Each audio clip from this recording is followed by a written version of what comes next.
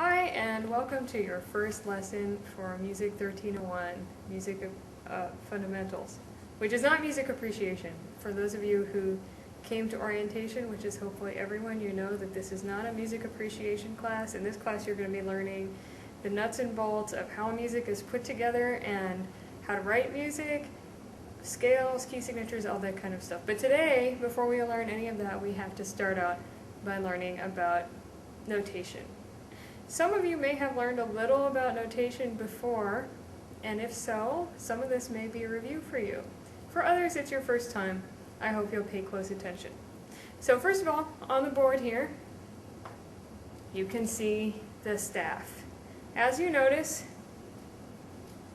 each one has 5 lines, so every time you see a musical staff, almost every time, it will have 5 lines. Of course, there are some exceptions, like percussion instruments sometimes read off staves that have fewer lines than 5. But we're going to start out today learning about treble and bass clef notation and how to read notes on the treble and bass clef. So let's start with the treble clef.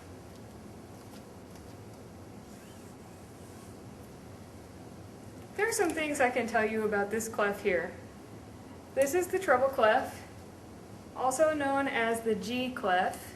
There are a couple reasons why it's called the G clef. One is that it looks like the letter G. I don't know how many of you write your G's like this,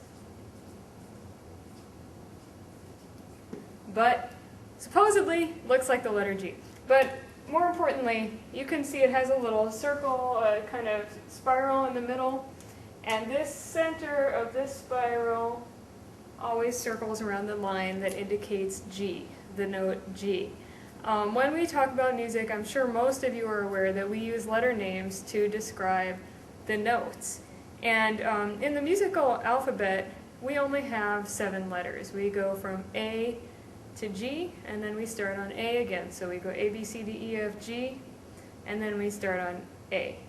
So that's one thing to practice, getting into your mind that when we are talking about music, we don't have an H or a J. If you go to Europe, they use H to mean a certain note, but we won't worry about that. For our purposes, we just go from A through G. So when you look at the staff, we know this note is G. Each line and each space indicates another note. You can think of the staff like a ladder, and the lines and the spaces in between the lines are each one step, or they represent a letter of the alphabet. So if we think of this as G, then the next space is A, because remember A comes after G when we're talking about the music alphabet. This line here is B, this line here is C, and so on. So we just go up the alphabet, G, A, B, C, D, E, F, G, A, we would keep going. And if we're going down, we have to go backward in the alphabet. So we have to go from G down, we go to F, and then to E. So now, if you're in this class to stay, you also need to make sure you learn the music alphabet going backward, which is also handy if you get pulled over for a DUI, because you know, they might ask for the alphabet backward, but hopefully that'll never happen to you. And furthermore, you won't be much good because you only know how to go backward from G. Anyway, we go down from G, F, E, D, and actually we could keep going off the staff. This note, what would that one be? Yes, that would be a C.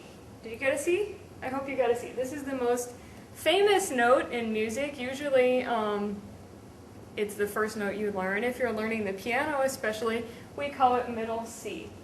And you'll see why it's called middle C in just a minute.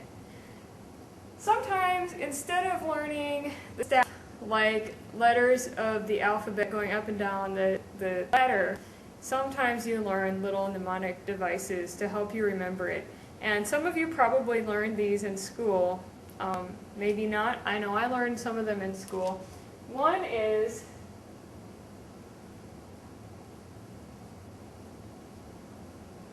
for the lines, every good boy does fine.